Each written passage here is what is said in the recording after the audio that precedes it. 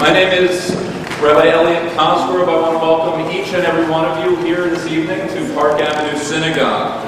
It's a great pleasure to host tonight's wider community event with Jerusalem Online and Step Up for Israel. I want to give a special thank you to Amy Holtz, to Marilyn Goldsmith. Where's Marilyn? And to our Director of Programming, Liz Offenbach.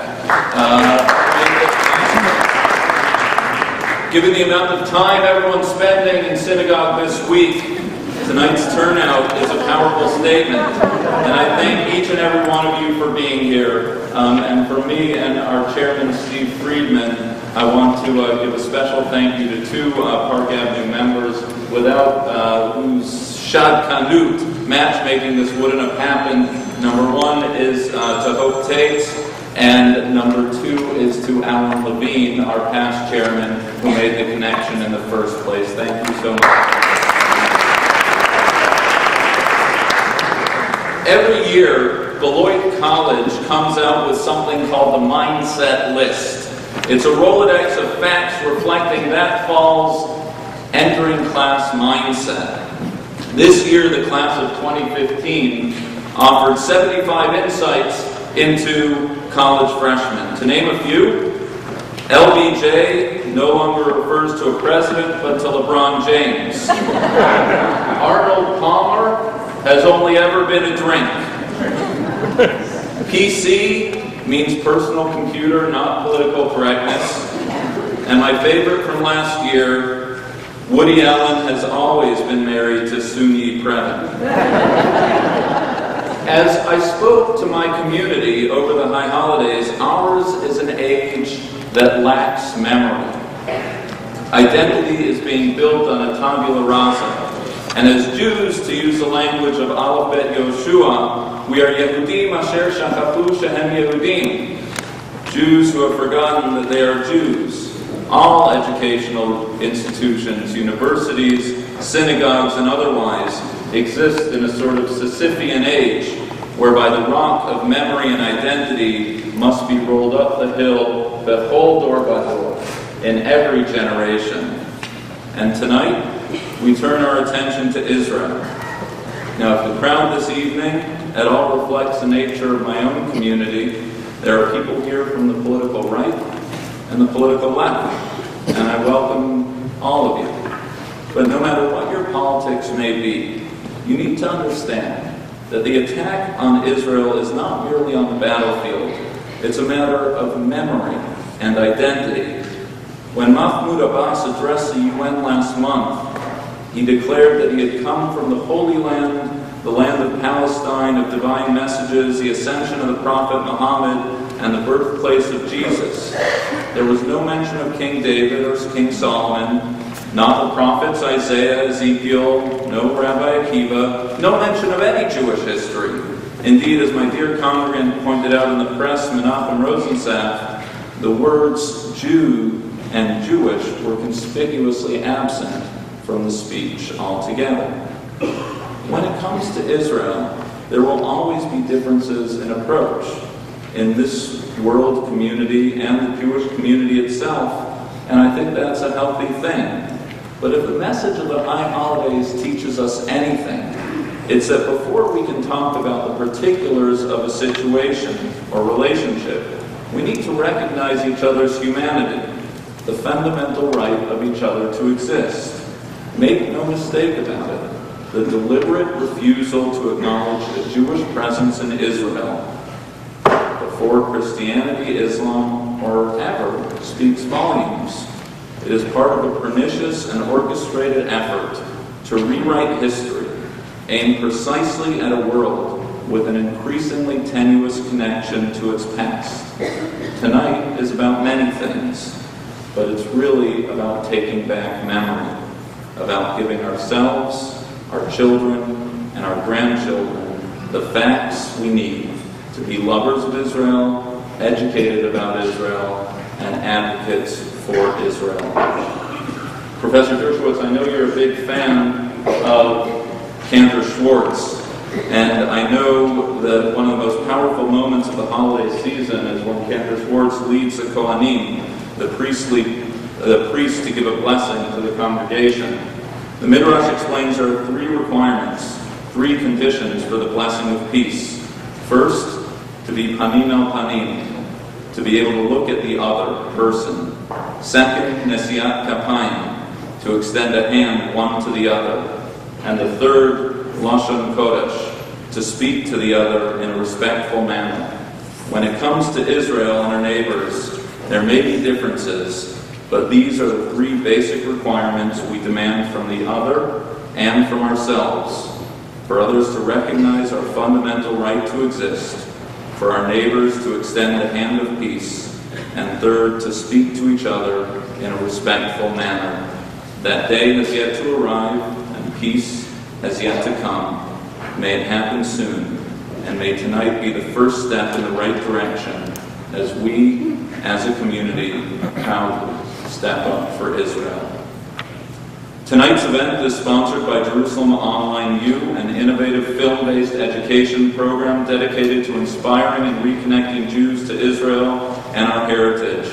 In a few moments, we'll begin with a screening of Crossing the Line, a powerful 30-minute film about the growing anti-Israel movement taking root on college campuses throughout North America.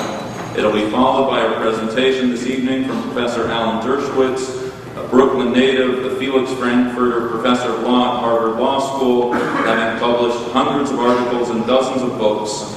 Professor Dershowitz has been called Israel's single most visible defender, the Jewish state's lead attorney in the court of public opinion, and we are deeply honored by your presence here this evening.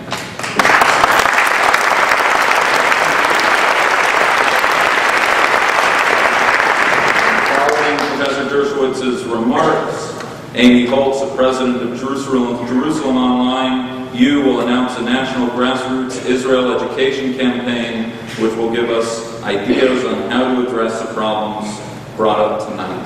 I now want to invite Rabbi Raphael Shore to introduce the film and a short explanation of Jerusalem Online U. Raphael Shore is the film's producer, founder and CEO of Jerusalem Online U and the Clarion Fund, an award-winning film producer, having produced 8 full-length documentary films, including the critically acclaimed Obsession, as well as many others. His new documentary, Israel Inside, is having its world premiere in Jerusalem on October 16th at the Begin Center, being released by PBS in December. Please join me in welcoming Raphael Shore.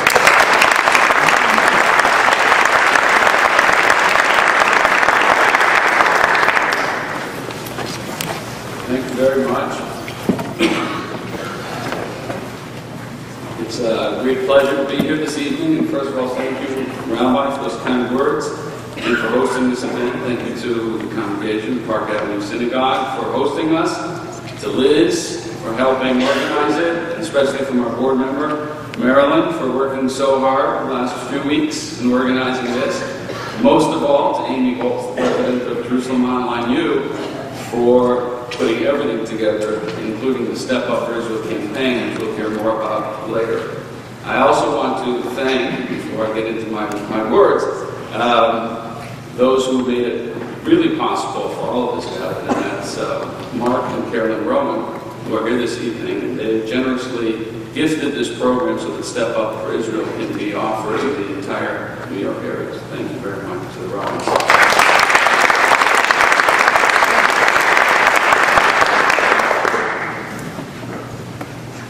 To introduce this film that we're going to see this evening, Crossing the Line, the full name is Crossing the Line, Intifada Comes to Campus, I want to give you a little brief understanding of the journey that I took towards becoming a filmmaker in general and to making this particular film. And it was a very interesting journey because until I was 20 years old, I was really quite disconnected from the Jewish people, in a typical kind of way. I wasn't particularly disconnected. I grew up in London, Ontario, Canada. We have some people here from London who can testify to what I'm about to tell you. And that is that I was a typical Jewish student at Hebrew school, which means I got kicked out every single day. did not enjoy it one bit. In fact, there was only one synagogue in town. The Orthodox was not really a possibility. It wasn't in the radar.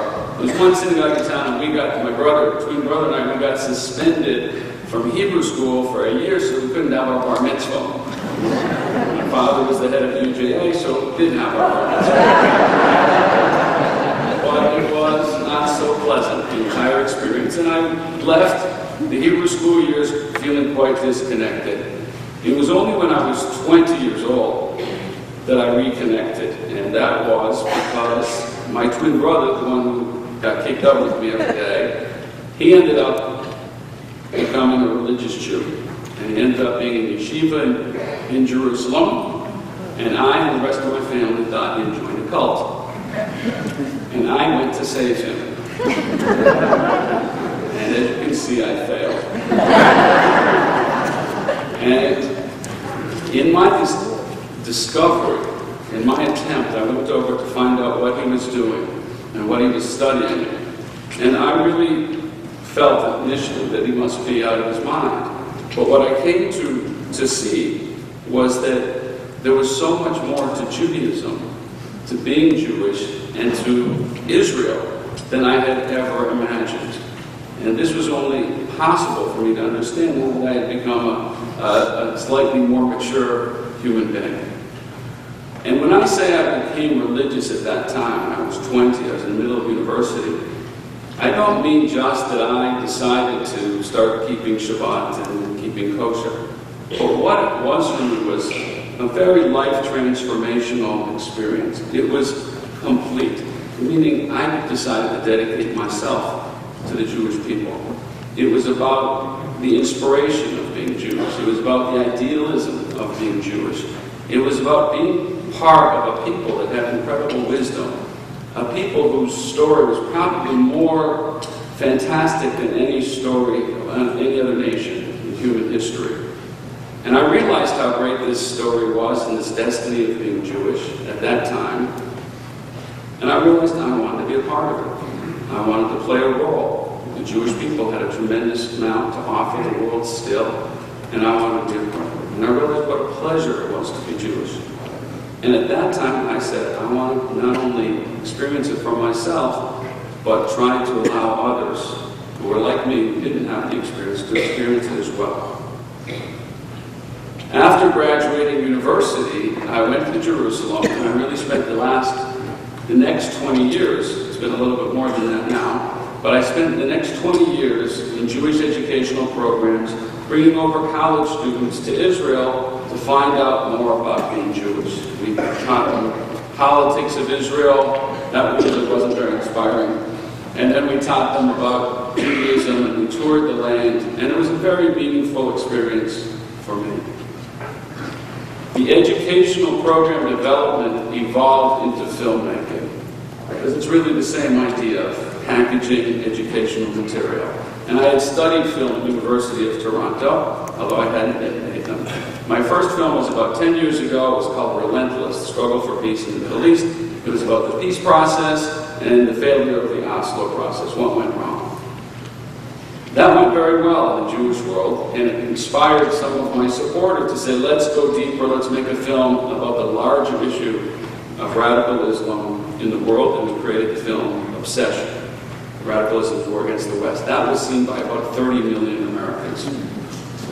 It was followed by another film, The Third Jihad, and then a film called Iranian, which we released this year, and it was about the threat from Iran, the ideology behind the Iranian regime. So we were making these films, and it was important to make these films, and it dealt with the threat to America, the threat to Israel. But what was nagging me all this time was, how do we take this filmmaking acumen that we were developing, and how do we apply it to the Jewish people and the greater Jewish issue facing us today? The greater issue facing us today is that of Jewish identity, as the rabbi mentioned. The Jewish pride, Jewish sense of peoplehood. That is being lost to such a degree that you may not know this, but a recent poll showed that 54% of young Jews today do not appreciate a reason why Israel needs to exist. 54%. And 70% feel no particular reason why they should associate with the Jewish people or Israel.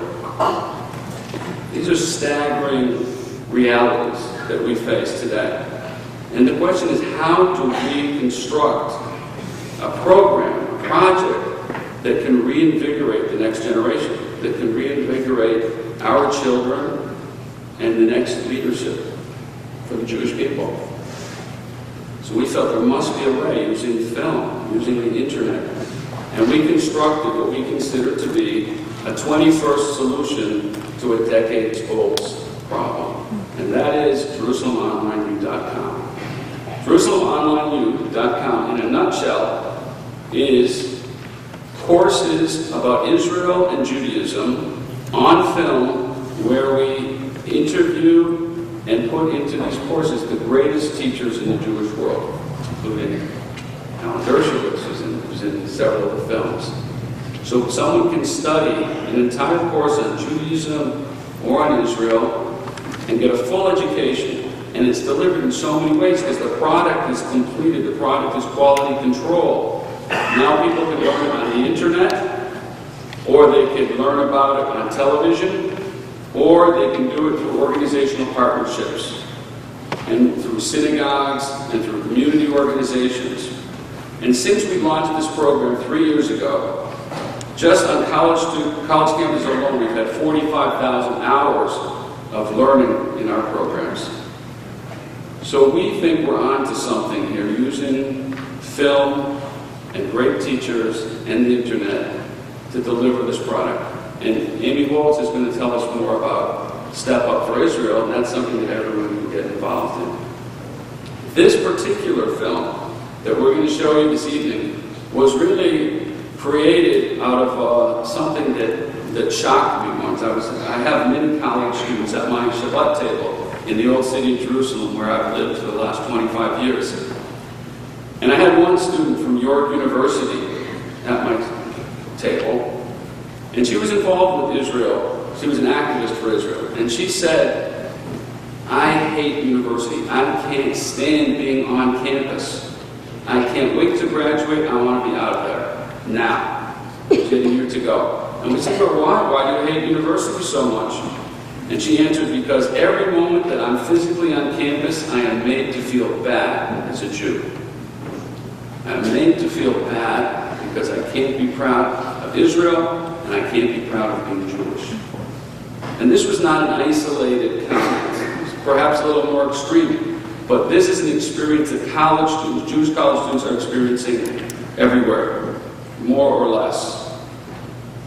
And we felt we've got to do something about this, because when a Jewish student feels intimidated about being proud, so there's a straight line from that sense of they can't be proud for being Jewish, straight line to being disconnected from the Jewish people, straight line to assimilation.